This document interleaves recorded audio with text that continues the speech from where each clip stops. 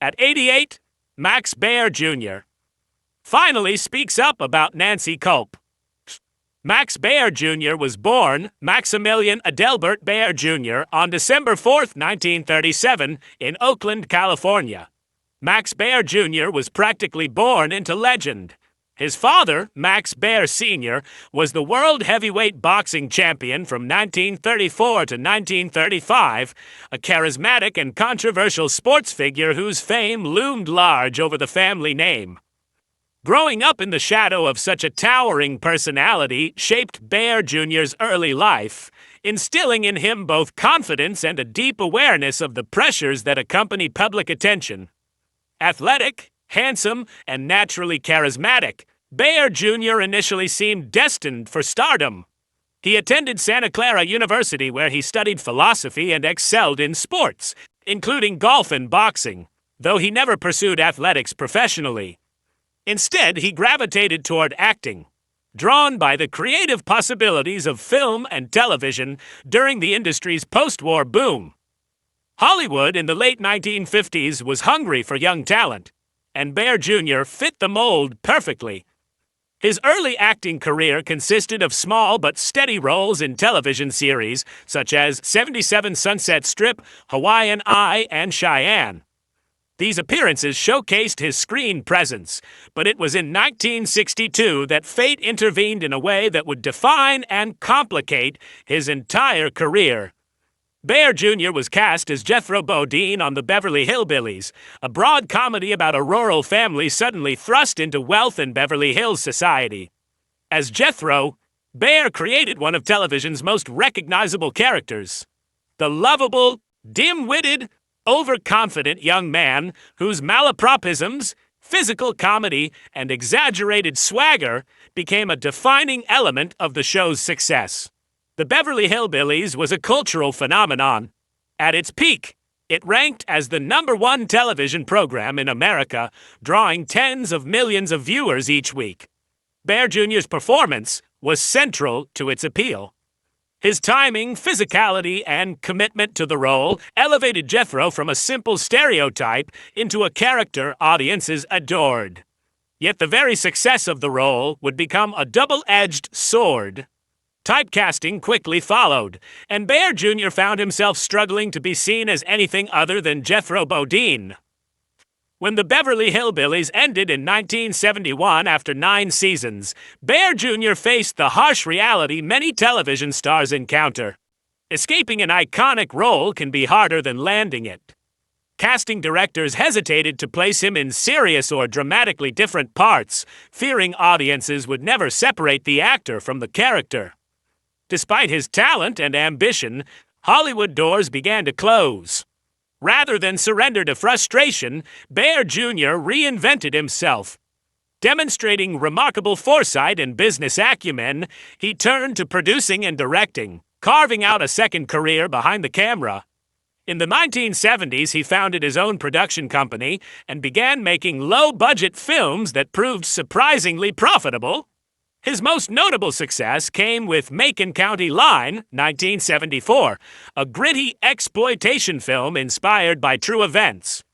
Produced on a modest budget, the film became a box office hit, earning millions and solidifying Baer Jr.'s reputation as a savvy independent filmmaker. By the mid-1970s, Max Baer Jr. was determined to prove that his creative ambitions stretched far beyond the small screen and the shadow of his iconic television persona.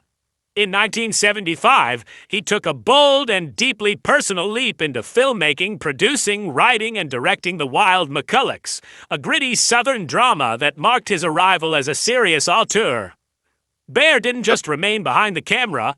He stepped into the story itself, portraying the complex character of Culver Robinson, a role that allowed him to explore darker, more nuanced emotional territory than audiences had ever seen from him before. The film stood as a declaration of independence, signaling that Baer was ready to take full control of his creative destiny.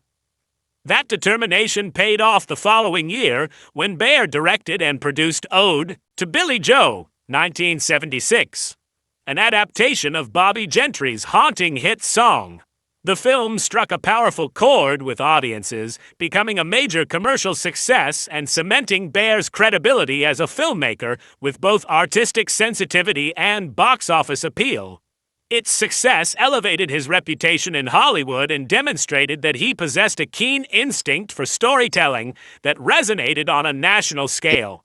Although Baer would step behind the camera only once more, directing the 1979 film Hometown, USA, Ode to Billy Joe remained the crowning achievement of his directorial career, often cited as the moment he truly broke free from typecasting. Following his years in filmmaking, Baer turned his attention to the business world with the same ambition and vision that had driven his creative pursuits. He became a savvy investor in real estate and the casino industry, carving out a second career that proved just as bold as his Hollywood ventures. Fueled by a mix of nostalgia and entrepreneurial imagination, Baer set his sights on building a full-scale Beverly Hillbillies empire, an ambitious project that would transform the beloved television series into a living, breathing brand. Central to this vision were plans for attractions such as Jethro's Beverly Hills Mansion and themed casinos inspired by the legendary show that made him a household name. In a move that underscored both his business acumen and enduring connection to the series, Baer reportedly secured a deal with network authorities, granting him the rights to use the show's names, characters, and iconic details. With those rights in hand, he positioned himself to turn television history into a lasting commercial legacy. More than a former sitcom star, Max Baer Jr. emerged as a multifaceted figure, filmmaker, entrepreneur, and visionary, who consistently reinvented himself while honoring the cultural phenomenon that first captured America's imagination. Despite his business success, Baer Jr.'s relationship with the Beverly Hillbillies remained complicated. For decades, he openly expressed frustration over how the show limited his acting opportunities.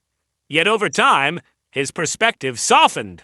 He came to recognize the profound joy the series brought to audiences and the cultural imprint it left behind.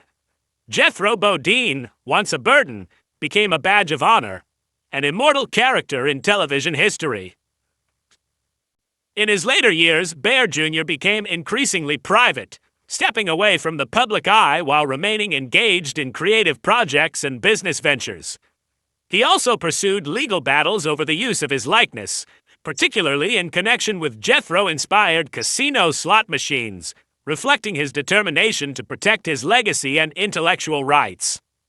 In 2014, Max Baer Jr. stepped back into the spotlight, not as an actor, but as a determined businessman ready to defend a vision he had been nurturing for decades.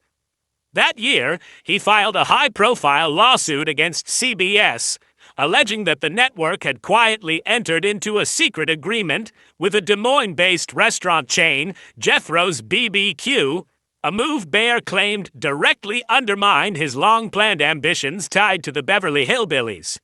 To Baer, this was not merely a dispute over branding or licensing, it was a battle over creative ownership, legacy, and the right to benefit from a character he had helped make iconic. According to the lawsuit, Baer asserted that as far back as 1991, he had negotiated an understanding with CBS, granting him the rights to use the fictional character of Jethro Bodine, along with other recognizable names, themes, and motifs from the beloved television series, for an ambitious business empire. His plan went far beyond a novelty restaurant. Baer envisioned a sprawling, entertainment-driven brand that would include themed restaurants, luxury hotels, and even casinos, all drawing on the enduring popularity and nostalgic appeal of the Beverly Hillbillies. It was, in his mind, a natural extension of a cultural phenomenon that had never truly faded from the public imagination. Baer argued that CBS's alleged deal with Jethro's BBQ not only diluted the value of those rights, but also threatened to derail years of preparation, investment, and negotiations on his part. By allowing another business to trade on the Jethro name without his involvement, Baer claimed the network had effectively blocked his ability to cash in on the character that had defined his career and remained deeply associated with his public identity. The lawsuit painted a picture of a man who had patiently waited for the right moment to bring his vision to life, only to discover that the ground beneath him had shifted in secret. He remained deeply and steadfastly connected to Buddy Ebsen long after the cameras stopped rolling, a friendship that endured for decades and was rooted in genuine affection, mutual respect, and shared history in the golden age of television. Their bond was so strong that even in Ebsen's final days, it never wavered.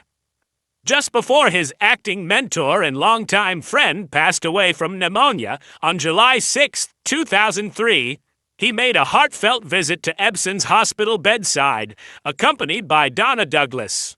That quiet, emotional moment, away from the spotlight, stood as a powerful testament to a friendship that had transcended fame, contracts, and time itself. It was not a public gesture, but a private farewell, marked by gratitude, loyalty, and the unspoken understanding that comes only from years of shared experiences and deep personal connection. Yet the later chapters of his life would be overshadowed by a far darker and more tragic event. In January 2008, his world was shaken by an unimaginable loss when his live-in girlfriend, 30-year-old penthouse model Cherry Rhodes, was found dead in his Lake Tahoe home in an apparent suicide.